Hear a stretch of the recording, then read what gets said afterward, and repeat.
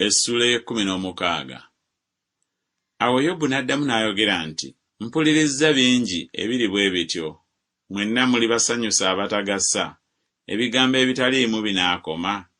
Oba kiki ekikusosonkereza n'okwanukula n'oyanukula? Era nange nandiyinziza okwogera nga mmwe bwe mwogera. Emmeeme yammwe singa ebadde mu kifo ky'emmeeme yange, nandiyinziza okutunga ebigambo okubanenya n'okubanyeenyereza omutwe gwange. Naye nandibawadde amaanyi n'akamwa kange, n'okusanyusa kw'emimwa gyange kwandikakkanyiza obuyinike bwammwe.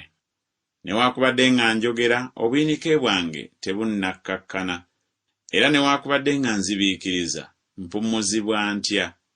Naye kaakano ankooyezza, n'ekibiina kyange kyonna okizisizza, era onkwatidde ddala ye mujulirwa gye ndi.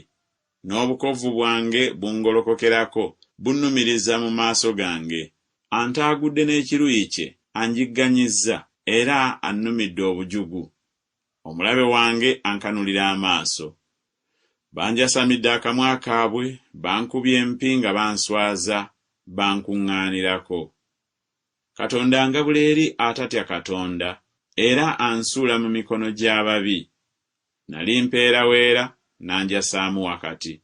Weewaawo, yankwata mu nsingo n'antandaggira okummenyaamenya, era nsimbye okubassa bbaawa ye. Abalassi be banzingizza enjuuyi zonna, ayasaamu ensingo zange so tasonyiwa, afuka omususa gwange ku ttaka. Agenda yeeyongera okummenyaamenya, anfuutukirako ng'omuzira. Ntunze ebibukutu ku ddiba lyange, era ntadde ejjembe lyange mu nfuufu.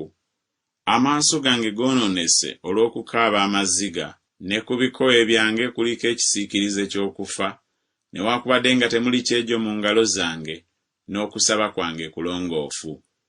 Ayi ensi, tobika ku musaayi gwange, n'okukaaba kwange kuleme okubaako we kuliwummulira.